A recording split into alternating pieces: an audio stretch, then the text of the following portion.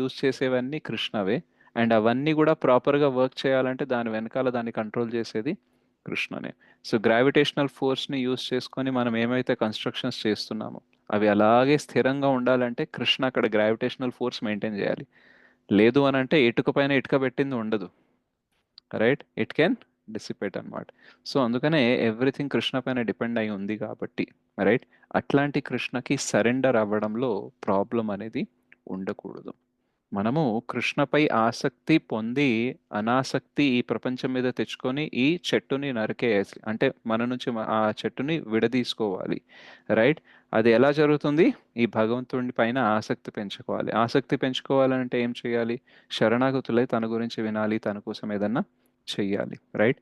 So తనకి శరణాగతి అవ్వాలంటే తన గొప్పతనము, తన పొజిషన్ ఏంటో తెలుసుకోవాలి మనం. కాబట్టి చెప్తున్నారు, ఏదైతే నువ్వు చూస్తున్నావో, దేని వల్ల అయితే నువ్వు బ్రతుకుతున్నావో అవన్నీ